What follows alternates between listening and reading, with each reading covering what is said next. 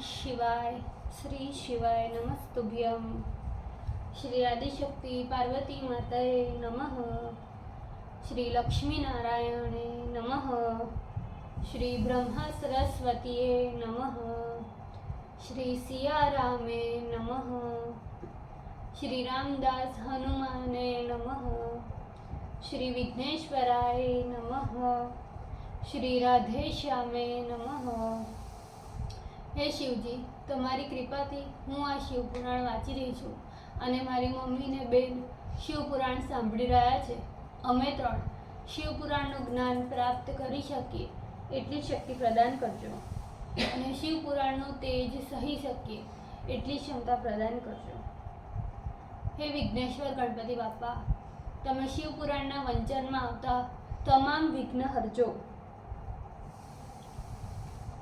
हे कृष्ण मनोहारिणी राधाजी, हे श्याम सुंदर, तमे शिवपुराण सांभळवा जरूर पधारजो अने मारा हृदयमां स्थान ग्रहण करजो। ओम नमः शिवाय। श्री शिवाय नमस्तुभ्यं।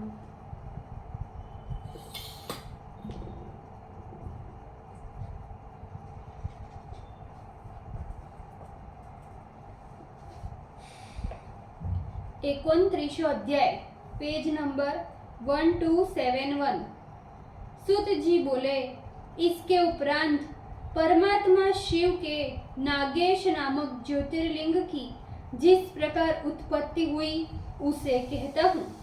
पार्वती के वरदान से अहंकार में डूबी हुई द्वारका दारुका नाम की राक्षसी थी। उसका पति दारुक भी महाबलवान था। दारुक अनेक राक्षसों को साथ लेकर सत्पुरुषों को दुख दिया करता था। उसने अपने द्वारा यज्ञ ध्वंस तथा धर्म ध्वंस कर संसार में खलबली मचा दी। पश्चिम सागर के तट पर चारों ओर 16 योजन विस्तृत सर्व समृद्धि पूर्ण वन में वह निवास करता था। दारुका राक्षसी भोग विलास के निमित्त वह नित्य जाया करती थी। वह वन सुंदर भूमि, नाना प्रकार के वृक्ष तथा अन्य सभी उपकरणों से शोभित था।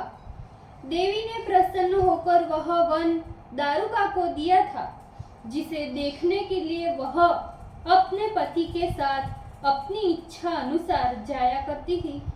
वह दारुक राक्षस अपनी पत्नी दारुका के साथ वहां निवास कर सभी को भयभीत करने लगा।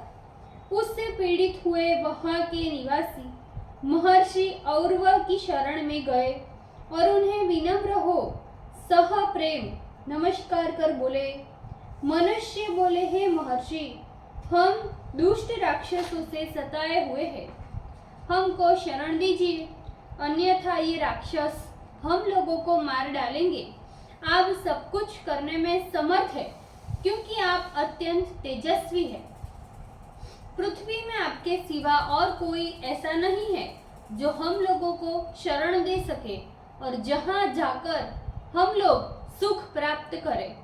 हे महर्षि, आपको देखते ही सारे राक्षस दूर भाग जाते हैं क्योंकि आप में अग्नि के समान शिव का तेज प्रज्वलित होता है। सुत जी बोले, लोगों के द्वारा इस प्रकार प्रार्थना करने पर शरण देने वाले मुनि श्रेष्ठ उनकी रक्षा के लिए सोचते हुए बोले। और वह मुनि बोले, यदि राक्षस इस प्रकार प्राणियों का वध करते रहेंगे तो वे स्वयं भी मारे जाएंगे। यदि वे इस प्रकार यज्ञ विध्वंस करते रहेंगे तो वे स्वयं अपने प्राणों से हाथ धो लेंगे। यह मैं सत्य कहता हूँ। सुत जी बोले, लोगों को सुख देने वाले महर्षि औरव उन लोगों से इतना कह उन्हें धीरज दे पुनः तप करने लगे। पुनः देवता राक्षसों के श्राप के कारण जान उनसे युद्ध करने का प्रयत्न करने लगे। उस समय वहां युद्ध के लिए इंद्र आदि समस्त देवता अनेक प्रकार के अस्त्र शस्त्रों को धारण कर सभी उपकरणों से युक्त हो रणभूमि में उपस्थित हुए। उन देवताओं को युद्ध के लिए उपस्थित देख जहां जो भी राक्षस थे वे सभी आपस में मिलकर विचार करने लगे। राक्षस बोले, हाय, अब हम लोग क्या करें, कहाँ जाए? बहुत बड़ा संकट उपस्थित हो गया। यदि हम लोग युद्ध करें तो मारे जाएंगे, युद्ध नहीं करेंगे तो भी मारे जाएंगे। यदि ऐसे ही पड़े रहे तो हम लोग क्या भोजन करेंगे? यह तो बड़ा दुख का अवसर उपस्थित हुआ है। कौन इस दुख को दूर करे? सूत जी बोले, दारुक आदि राक्षस बहुत विचार करने पर भी अपने बचने का कोई भी उपाय न देख बहुत दुखी हुए। पुनः दारुका राक्षसी अपनी जाति पर इस प्रकार का संकट काल उपस्थित हुआ देख पार्वती जी के द्वारा दिया गया वरदान प्रकाशित करती हुई बोली। दारुका बोली, मैंने पूर्व काल में भवानी की आराधना कर वरदान प्राप्त किया है कि तू अपने सहायक राक्षसों को लेकर वन में जा और उस वन के सहित जहाँ जाना चाहती है वहाँ स्वतंत्र हो भ्रमण किया कर। मैंने इस प्रकार का वरदान प्राप्त किया है, फिर तुम लोग दुखी क्यों हो रहे हो? तुम सब राक्षस जल एवं वन को जहाँ कहीं भी ले जाकर सुख से निवास कर सकते हो। सूत जी बोले, उस समय दारुका राक्षसी के इस वचन को सुन सभी राक्षस हर्षित हो उठे और निर्भय हो परस्पर कहने लगे। वे उस राक्षसी को प्रणाम कर आदर पूर्वक कहने लगे, यह दारुका राक्षसी धन्य है, कृतकृत्य है, जो इस रानी ने हम लोगों को जीवन दान दिया।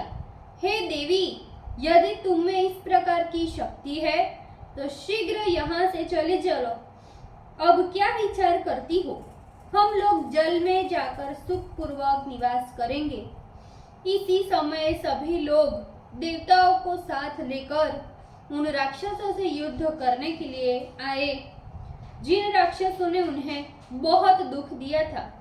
देवताओं से अपने को घिरा देखकर पार्वती के बल का आश्रय लेकर, हे देवी, तुम्हारी जय हो, तुम्हारी जय हो, इस प्रकार की स्तुति कर जल स्थल से युक्त अपना सारा नगर उठाकर पंख युक्त हिमालय पर्वत के समान उड़ती हुई शिव भक्त वह राक्षसी समुद्र के मध्य में चली गई और अपने संपूर्ण परिवारों के साथ निर्भय हो प्रसन्नता के साथ वहां रहने लगी। इस प्रकार वे विलासी राक्षस समुद्र के मध्य में स्थित हो सुखपूर्वक निर्भय हो विहार करने लगे। और वह मुनि के श्राप के भय से वे कभी पृथ्वी पर नहीं आते, केवल जल में निवास करते हैं। वे नाव पर बैठे हुए मनुष्यों को पकड़ पकड़ कर कारागार में डाल देते और किसी किसी को मार भी डालते। वहां स्थित होने पर भी वे राक्षस भवानी के वरदान से निर्भय एवं तृप्त होकर जैसे तैसे लोगों को पीड़ा ही देते रहते थे। हे मुनीश्वरों, जिस प्रकार पूर्व में स्थिर स्थल में रहते हुए उन राक्षसों से लोग दुख पाते थे, उसी प्रकार अब जल में रहने पर भी लोग निरंतर उनसे भयभीत ही रहते थे। किसी समय वह राक्षसी जल में रहते हुए नगर से निकलकर लोगों को पीड़ा देने के लिए पृथ्वी पर जाने का मार्ग रोककर स्थित हो गई। इसी समय वहां चारों ओर से मनुष्यों से भरी हुई बहुत सी नावें आईं। मनुष्यों से भरी हुई उन नावों को देखकर हर्षित हुए उन दुष्ट राक्षसों ने शीघ्रता से जाकर नाव पर स्थित लोगों को पकड़ लिया। फिर उन बलवान राक्षसों ने उन्हें अपने नगर में लाकर दृढ़ लोह श्रृंखला के बंधनों में बांधकर कारागार में डाल दिया। लोह श्रृंखला के बंधन में बांधे जाने से कारागार में पड़े हुए वे लोग दुखी तो थे ही, उस पर भी राक्षसों की बारंबार डांट पड़ती थी। उन सभी का स्वामी सुप्रिय नाम का वैश्य था। वह शिवजी का श्रेष्ठ भक्त, उत्तम आचरण वाला तथा सज्जन एवं शिवपरायण था। वह सर्वथा शिव धर्म का पालन करने वाला, भस्म रुद्राक्ष धारण करने वाला था और निरंतर शिव पूजा किया करता था। शिव के बिना वह कहीं नहीं रहता था। यदि वह कभी पूजा नहीं कर पाता तो उस दिन भोजन भी नहीं करता था। इस कारण कारागार में पड़े रहने पर भी नित्य शिव पूजन किया करता था। हे ऋषियों, वह कारागार में रहते हुए भी बहुत लोगों को शिव मंत्र और पार्थिव पूजा का उपदेश किया करता। तब कारागार में रहने वाले अन्य सभी लोग भी अपनी कामना को पूर्ण करने वाली शिव की पूजा विधि पूर्वक करने लगे, जैसा कि उन्होंने देखा और सुना था। कुछ लोग उत्तम आसन लगाकर शिव का ध्यान करते हुए स्थित हो गए। कुछ लोग प्रसन्नता से शिव की मानसी पूजा करने लगे। हे मुनीश्वरों, उनका मालिक प्रत्यक्ष ही पार्थिव विधि से नित्य शिव पूजन किया करता। जो लोग शिव पूजन करने में असमर्थ थे, वे ओम नमः शिवाय इस मंत्र से शिव का स्मरण कर तथा ध्यान करने लगे। सुप्रिय वैश्य तो नित्य मन में शिव का ध्यान करता हुआ पूजा किया ही करता था। भगवान शिव भी सहस्त्र वर्णित रूप धारण कर सारी पूजोपहार की सामग्री ग्रहण करते थे। वह वैश्य स्वयं भी इस बात को नहीं जानता था कि शिव जी उसे ग्रहण कर रहे हैं। हे मुनीश्वरों, इस प्रकार वैश्य को शिव पूजन करते हुए निर्विघ्न 6 महीने बीत गए। हे मुनीश्वरों, इसके आगे शिव जी का जैसा चरित्र है उसे सावधान मन से सुनो। सुत जी बोले, हे मुनियों, किसी समय उस दुष्ट आत्मा दारुक राक्षस के एक सैनिक ने वैश्य के आगे स्थित हुए शिव जी का सुंदर स्वरूप देखा। उसने जाकर राक्षस राज के आगे कौतुक सहित इस अद्भुत चरित्र को यथार्थ रूप से निवेदन किया। यह सुनते ही बलवान राक्षस राज दारुक वहां शीघ्रता से जाकर वैश्य से बोला। दारुक बोला, हे वैश्य, तुम किसका ध्यान करते हो? मेरे आगे सत्य सत्य बोलोगे तो तुम्हारी मृत्यु नहीं होगी, अन्यथा तुम मारे जाओगे। मेरी बात कभी भी झूठी नहीं होती। सुत जी बोले, हे ऋषियों, तब उस वैश्य ने कहा, मैं कुछ नहीं जानता। इतना सुनते ही क्रोध से आग बबूला हो उस राक्षस राज दारुक ने राक्षसों को उसे मारने की आज्ञा दी। उसकी आज्ञा पाकर राक्षसगण नाना प्रकार के शस्त्र धारण कर शिव भक्ति परायण उस श्रेष्ठ वैश्य को मारने के लिए दौड़े। उन राक्षसों को मारने के लिए आते हुए देख वैश्य भय से अपने नेत्रों को बंद कर श्रद्धा से शिव का स्मरण और उनके नाम का संकीर्तन करने लगा। वैश्यपति बोला, हे शंकर, हे देवेश, हे शंभु, हे शिव, हे त्रिलोकेश, हे भक्त वत्सल, हे दुष्ट हंता सदाशिव, इस दुष्ट राक्षस से हमारी रक्षा करो, हमारी रक्षा करो। हे प्रभु, हे देव, इस समय तुम ही मेरे सर्वस्व हो। मैं तुम्हारे अधीन हूँ, तुम्हारा ही हूँ। हे प्रभु, तुम ही मेरे सर्वदा प्राण हो। सुत जी बोले, हे महर्षियों, इस प्रकार वैश्य के प्रार्थना करते ही चारों ओर दरवाजे वाले उत्तम मंदिर के सहित शिव जी उस वीवर से प्रकट हो गए। उस मंदिर के मध्य में ज्योति स्वरूप परिवार सहित शिव का अद्भुत रूप देख वैश्य ने उनका पूजन किया। उनकी पूजा से शिव जी तत्क्षण प्रसन्न हो गए। उन्होंने वैश्य को अपना पाशुपतास्त्र प्रदान किया और वैश्य को मारने के लिए आए हुए शस्त्रधारी उन राक्षस गणों का स्वयं संहार किया। इस प्रकार दुष्टों का वध करने वाले शिव जी ने अपने भक्त की रक्षा की। उस समय अपनी लीला से सुंदर शरीर धारण कर अत्यद्भुत चरित्र करने वाले शिव ने उस वन के संपूर्ण राक्षसों को मारकर उस वन को वरदान दिया कि इस वन में ब्राह्मण, क्षत्रिय, वैश्य एवं शूद्र इन चारों वर्ण के धर्म नित्य ही स्थिर रहेंगे। हे मुनि श्रेष्ठो, यहाँ शिव धर्म प्रवर्तक तथा शिव धर्म वेत्ता लोग रहेंगे और तमोगुणी लोगों का यहाँ निवास नहीं होगा। सुत जी बोले, इसी प्रकार खिन्न हुई उस दारुका नाम की राक्षसी ने भगवती पार्वती की स्तुति की। तब प्रसन्न हुई पार्वती उससे बोली कि मैं तुम्हारा कौन कार्य करूं? दारुका बोली, हे देवी, तुम मेरे वंश की रक्षा करो। पार्वती जी ने कहा, मैं तेरे वंश की रक्षा अवश्य करूंगी, यह मैं सत्य कहती हूँ। इतना कहकर पार्वती ने शिव के समान ही शरीर धारण किया। तदंतर वरदान के वशीभूत हुए शिवजी क्रुद्ध हुई पार्वती को देख प्रेम पूर्वक बोले, जैसी तुम्हारी इच्छा हो वैसा करो।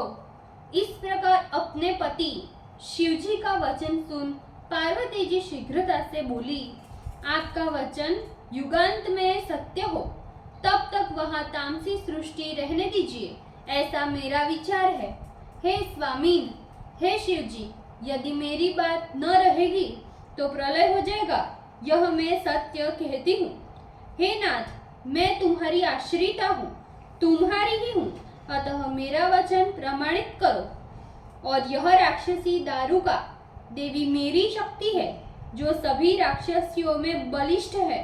यदि यही राक्षसों पर राज करेगी, ये राक्षस पत्नियां यहाँ पर अपने पुत्रों को उत्पन्न करेगी, वे सब मिलकर इस वन में निवास करेंगे, ऐसी मेरी सम्मति है। सुत जी बोले, अपनी स्त्री पार्वती देवी का वचन सुन सदाशिव प्रसन्न मन से बोले।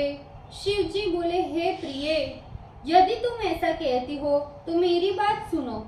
मैं अपने भक्तों का पालन करने के लिए इस वन में प्रीति पूर्वक निवास करूंगा। यहाँ पर जो लोग अपने वर्ण धर्म में स्थित होकर प्रेम सहित मेरा दर्शन करेंगे, वे चक्रवर्ती होंगे। इसके बाद कलयुग के बीत जाने पर तथा सतयुग के प्रारंभ होने पर अपनी बहुत बड़ी सेना के साथ वीरसेन नाम का बहुत बड़ा प्रसिद्ध राजा होगा। वह मेरी भक्ति से पूर्ण होकर मेरा नित्य दर्शन करने के प्रभाव से चक्रवर्ती राजा बनेगा। सुत जी बोले, हे ब्राह्मणों, इस प्रकार शिव और पार्वती परस्पर हास्य कर अपने अपने भक्तों का महत्व बढ़ाने के लिए वहीं पर स्थित हो गए। शिव जी ज्योतिर्लिंग स्वरूप नागेश्वर नाम से तथा देवी पार्वती नागेश्वरी नाम से प्रसिद्ध हुई, जो सज्जनों को अत्यंत प्रिय है। ऋषिगण बोले, हे महामते सुत, वीरसेन राजा उस दारुका वन में किस प्रकार जाएगा और किस प्रकार शिव जी की पूजा करेगा, यह वर्णन कीजिए। सुत जी बोले, निषद नामक देश में क्षत्रियों के कुल में महासेन का पुत्र वीरसेन उत्पन्न होगा, जो शिव का परम भक्त होगा। राजा वीरसेन ने पार्थिव वेश शिव का अर्चन करते हुए 12 वर्ष पर्यंत कठिन तप किया। तब प्रसन्न हुए साक्षात देवाधिदेव शंकर प्रकट हो राजा से बोले, हे राजन, मैं अपनी योग माया से काठ की मछली बनाकर उस पर रांगे का लेप कर तुझे दूंगा। उसे लेकर तुम इन मनुष्यों के साथ इस विवर में चले जाओ। तब तू मेरे द्वारा किए गए उस विवर में प्रविष्ट हो नागेश्वर का पूजन करना। फिर वहां से पाशुपत अस्त्र को प्राप्त कर इन सभी राक्षसियों का विनाश करना। मेरे दर्शन के प्रभाव से तुम्हें किसी प्रकार की कमी नहीं होगी। उस समय तक पार्वती का वरदान भी पूर्ण हो जाएगा, जिससे उस वन में रहने वाले म्लेच्छ रूपी सभी राक्षस सदाचारी हो जाएंगे। पुनः सुत जी ने कहा, भक्तों के दुख को दूर करने वाले प्रभु सदाशिव वीरसेन राजा से इतना कहे उस पर कृपा प्रकट करते हुए वही अंतर्ध्यान हो गए। परमात्मा सदाशिव से वरदान प्राप्त कर वह वीरसेन सब कुछ करने में समर्थ हो गया, इसमें संदेह नहीं। इस प्रकार ज्योतिषपति नागेश्वर देव की उत्पत्ति हुई, जो तीनों लोगों की संपूर्ण कामना को पूर्ण करने वाले हैं। जो लोग नागेश्वर की उत्पत्ति का वृतांत श्रद्धा पूर्वक श्रवण करते हैं, हे बुद्धिमान, महापातक से छुटकारा पाकर अपनी संपूर्ण कामनाएं प्राप्त करते हैं। ओम नमः शिवाय। श्री शिवाय नमस्तुभ्यम। बोलचोक माफ करजो शिवजी कृपाए। આજના શિવપુરાણનું વંચનનું પુણ્ય મને પ્રદાન કરજો. ઓમ નમઃ શિવાય. શ્રી શિવાય નમસ્તુભ્યમ.